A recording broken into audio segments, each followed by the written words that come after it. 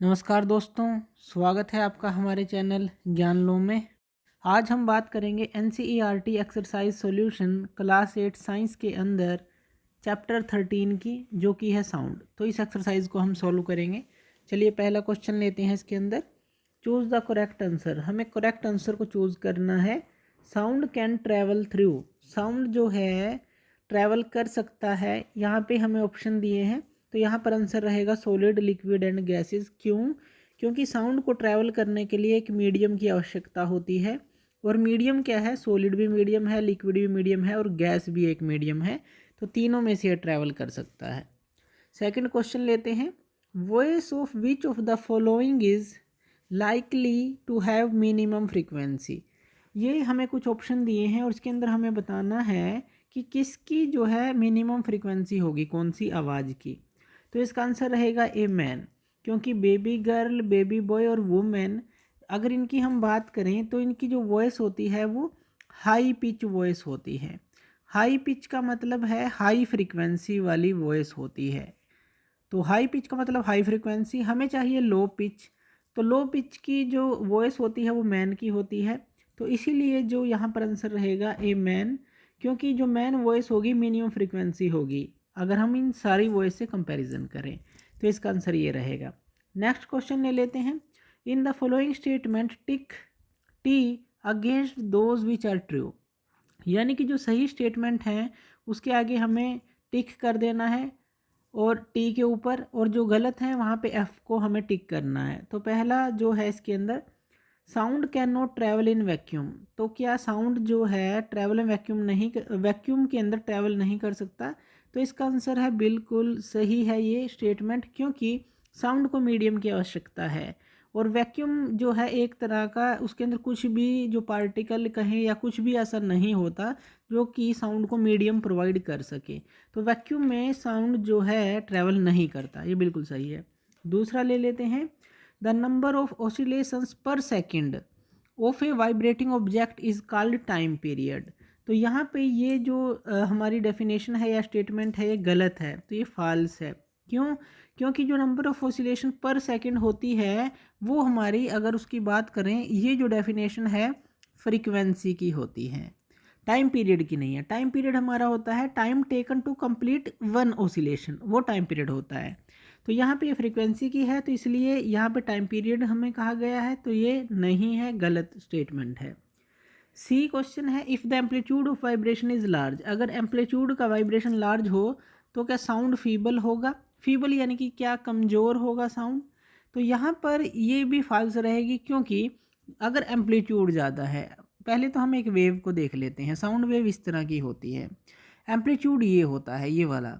अगर ये लार्ज हो, अगर मान लीजिए इस तरह से ज़्यादा हो जाए, तो साउंड तो हमारा मजबूत होगा एक तरह से, फीबल नहीं होगा। तो इसलिए if amplitude of vibration large होगा तो साउंड जो है एक तरह से मजबूत साउंड होगा, ना कि कमज़ोर साउंड होगा। तो फीबल इसने कहा है, तो ये गलत है। नेक्स्ट जो है D, for human ears the audible range is 20 hertz to 20,000 hertz. क्या ये सही है? अब ये भी जो बिल्कुल सही है, क्योंकि ट्रू है ये। जो ह्यूमन ईयर हैं उनकी ऑडिबल रेंज, सुनने की क्षमता 20 हर्ट्ज से 20,000 हर्ट्ज तक ही होती है, ना वो इससे नीचे के साउंड सुन सकते, ना इससे ऊपर के साउंड सुन सकते। तो ये बिल्कुल जो है सही है।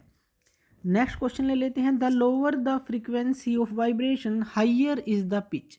ये कहता है कि अगर लोअर कर दें फ्रीक्वेंसी जो वाइब्रेशन की है, क्या पिच हाइयर हो जाएगी? तो ये बिल्कुल गलत है। जैसे कि हमने यहाँ पर देखा कि अगर आप फ्रीक्वेंसी को कम करेंगे तो पिच भी कम होगी, और फ्रीक्वेंसी को ज़्यादा करेंगे पिच भी ज़्यादा होगी, क्योंकि फ्रीक्वेंसी और पिच जो है एक तरह से प्रोपोर्शनल हैं। तो ये फॉल्स यहाँ पे रहेगा। नेक्स्ट क्वेश्चन ले लेते हैं। एफ, अनवांटेड और unpleasant sound is termed as music. अब म्यूज़िक क्या होता है? म्यूज़िक हमारे कानों को अच्छा लगने वाला जो कोई भी साउंड है, लेकिन यहाँ पर लिखा है अनवांटेड और अनप्लीजेंट, तो यहाँ पर वो म्यूज़िक नहीं होगा, वो नॉइस होगी एक तरह से। तो ये जो बिल्कुल जो गलत है, तो इसको हम एफ बोलेंगे। नेक्स्ट क्वेश्चन है, नॉइस पोल्यूशन में कोज पार्शल हियरिंग इम्पेयरमेंट। क्या नॉइस पोल्यूशन से हमारे कानों के ऊपर सुनने की क्षमता पर फर्क पड़ता है? तो ये बिल्कुल सही है। अगर आप ज़्यादा लंबे समय तक जो है नॉइज़ पोल्यूशन में रहते हैं, लगातार रहते हैं, तो आपके कानों की सुनने की क्षमता पर फ़र्क पड़ता ही पड़ता है। नेक्स्ट क्वेश्चन ले लेते हैं। नेक्स्ट क्वेश्चन है हमारे पास जो फोर्थ क्वेश्चन है, इसके अंदर हमें फिल इन द ब्लैंक्स दिए गए हैं।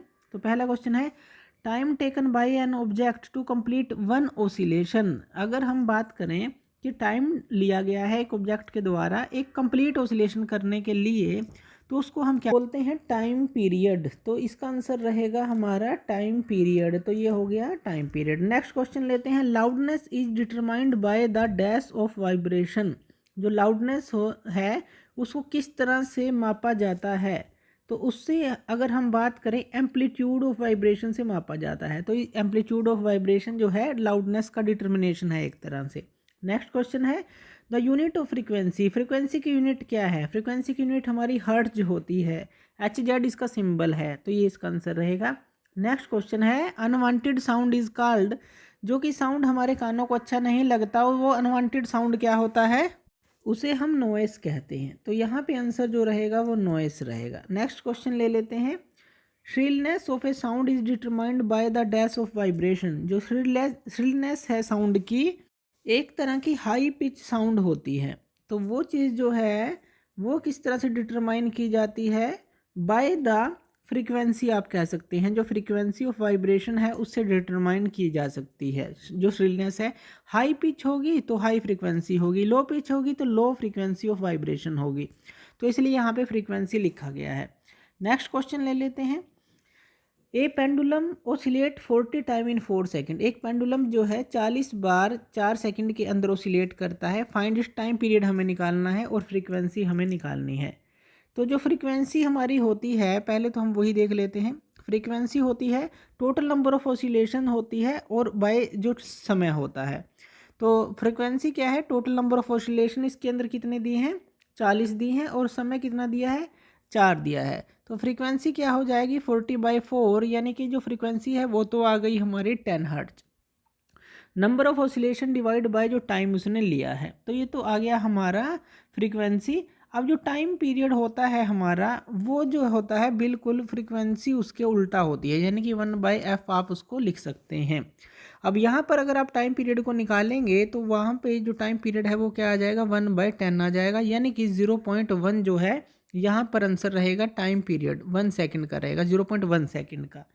तो ये आ गई हमारी टाइम पीरियड। तो frequency number of oscillation by time, और टाइम इसका जो टाइम पीरियड होगा बिल्कुल फ्रीक्वेंसी आप इस तरह से उल्टा लिखेंगे उसको 1/10। ये फॉर्मूले हैं, तो इस तरह से आप इसको निकाल सकते हैं। नेक्स्ट क्वेश्चन लेते हैं। The sound from A mosquito. तो यहाँ पर हमें क्या दिया है?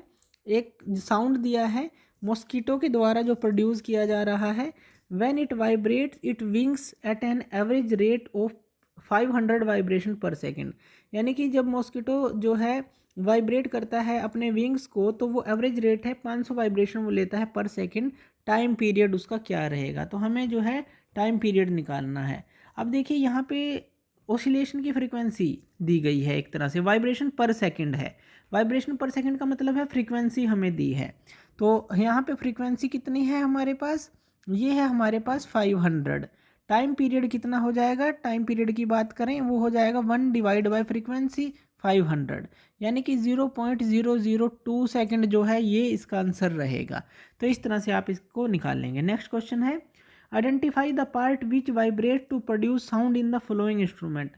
इनके अंदर से कौन सा जो वाइब्रेट करता है पार्ट और साउंड प्रोड्यूस करता है? पहला अगर हम ढोलक की बात करें, ढोलक के अंदर क्या होता है? ढोलक के अंदर एक स्ट्रेचड मेम्ब्रेन होती है, स्ट्रेचड मेम्ब्रेन। तो जब वो आप उसके ऊपर जो है हिट करते हैं तभी वहाँ से उसकी वाइब्रेशन से साउंड निकलता है, उसके वाइब्रेट होने से। सितार के अंदर क्या होती हैं? स्ट्रिंग्स होती हैं, लंबी लंबी तारें होती हैं। तो स्ट्रिंग्स को जब आप खींचते हैं तो उनके वाइब्रेशन से साउंड प्रोड्यूस होता है। फ्लूट के अंदर क्या होते हैं? फ्लूट के अंदर होल्स किए होते हैं।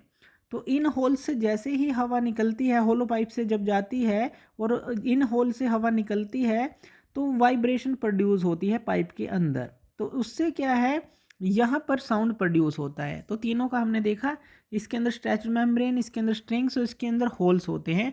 फ्लूट मतलब जो बांसुरी होती है तो एट हमारे पास what is the difference between noise and music, noise और म्यूज़िक के बीच में क्या डिफरेंस है। Can music become noise sometime, क्या म्यूज़िक समटाइम नॉइस बन जाता है। अब देखिए नॉइस वो चीज़ है जो अनप्लीजेंट है हमारे ईयर्स को, जो हमें अच्छा नहीं लगता सुनना।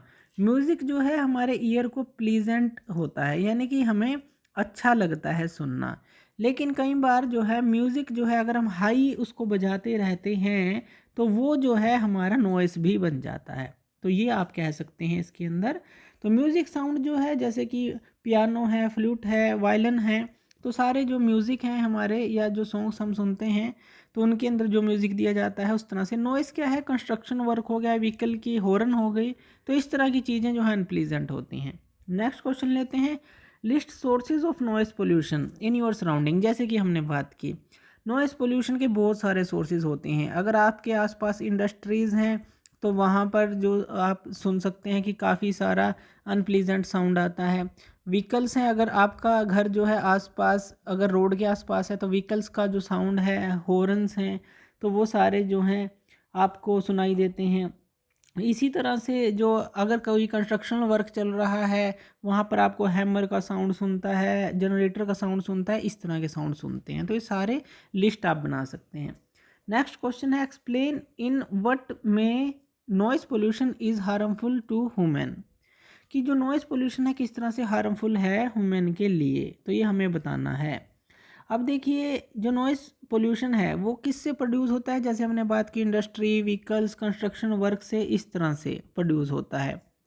अब देखिए नॉइस पोल्यूशन से क्या होता है, हमारी जो सुनने की क्षमता है, हमारे कानों की सुनने की क्षमता पर फ़र्क पड़ता है और हमें स्ट्रेस भी प्रोड्यूस होता है, हेडेक होने लगता है, सुनने की क्षमता तो कम होती ही है, स्ट्रेस लेवल बढ़ने लगता है।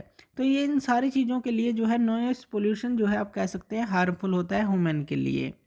और अगर ज़्यादा ही नॉइस पोल्यूशन में रहने लग जाएं तो हमारी जो सुनने की क्षमता है लगभग ख़त्म भी हो सकती है। नेक्स्ट क्वेश्चन लेते हैं, your parents are going to buy a house, आपके पेरेंट्स एक हाउस को बाय करने के लिए जा रहे हैं।